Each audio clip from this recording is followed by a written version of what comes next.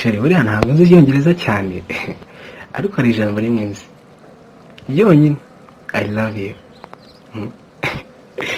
Ihogoza ryanjye rwose uteye ubwuzu.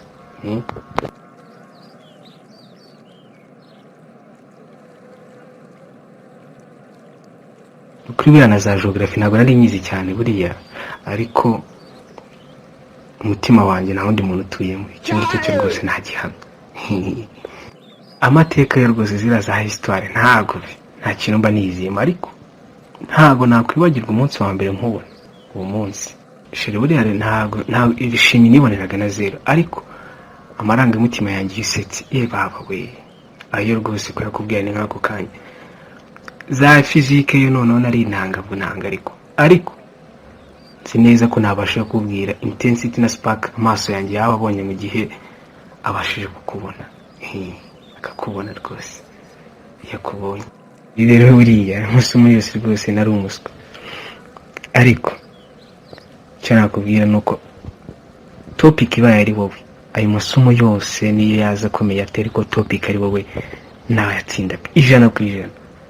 Topic ibaye ari wowe. Ni kwa mugabo we, urabona ukuntu waje ku kazi umeze koko, ubwo wowe urabona nta soni biguteye? Reba ukuntu wambaye ikwira. Ahantu munyihanganire boss, iki ni ikibazo rwose cy'ubushobozi, ntabwo ari uko natwe tuba twanze kwambara neza. Ushatse kumvikanisha iki? Ntuhembwa buri kwezi? Urabona amafaranga turayabona rwose, turabubona umushahara, ariko ntabwo uhagije ko wakemura utubazo twose umuntu aba afite. Iki? Boss urabona hari amazina agenda ahabwa imishahara bitewe n'ukuntu bungana n'igihe umara rwose. Ubwo ayo mazina ni ayahe? Boss rero hano umushahara wa mbere buriya witwa onion salary. Uwo nguwo ni umushahara ufata ukawureba bitewe n'ukuntu ungana ukayiturira. Uwo ni umushahara bita storm salary rero boss. Uwo nguwo ntumenye igihe amafaranga yaziye, ntumenye n'igihe yagendeye. Hari n'uwitwa monthly salary boss.